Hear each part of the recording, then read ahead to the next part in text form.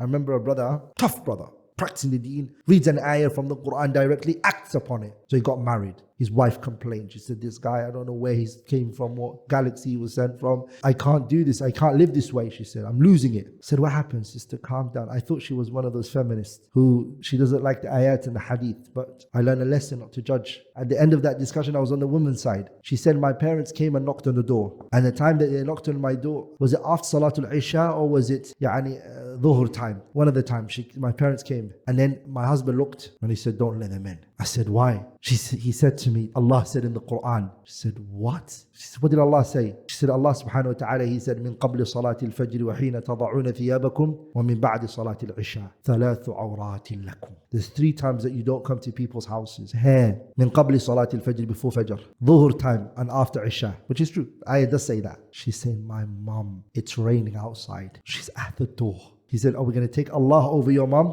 Do you see, brothers, happening here? She was like, I literally watched my mom stand there. And then he said to me, go to her and tell her, open the door, tell her. She goes, I can't tell my mom. I prefer she thinks that we're not here. I said, no, you don't. I command you. Again, he used the hadith. You have to obey your husband. So you have to go to the door and tell your mom, obey your husband. Hey, what do? Go to your mom and tell her, Mom, my husband said you can't come this time. It's not the right time to come. She said, I was in tears. I opened the door. I said, Mom, it's a bad time. You can't come. So Allah saved me that my mother understood. But what type of person am I dealing with? I said, A'udhu billahi minash shaitanir rajim. Musiba is what you're dealing with, sister. But I said in my head, I don't want to destroy this marriage. But I was like, A'udhu billah. So brothers, that person is going to make that sister hate Islam, the name Islam, the word Islam. She's going to hate every ishtiqaqat of that word. And he's thinking that, قُلْ هَلْ نُنَبِّئُكُمْ بِالْأَخْسَرِينَ أَعْمَالًا الَّذِينَ ضَلَّ سَعْيُهُمْ فِي الْحَيَاةِ الدُّنْيَا وَهُمْ يَحْسَبُونَ أَنَّهُمْ يُحْسِنُونَ صُنْعًا. He thinks he's doing good. This is ghulu. It's not pleasing to Allah, angers Allah subhanahu wa ta'ala. Where did it come from? عَدَمُ فَهْمِ الْقُرْآنِ. He didn't understand the verse he's reading, hasn't comprehended that. I will tell the brothers. And these type of people, وَكَثِيرٌ مَّهُمْ, they're many, and they burn out. But the problem is, if they only burnt out themselves, they take other people with them as well. And they destroy the image of Al-Islam. So don't attribute to yourself, or don't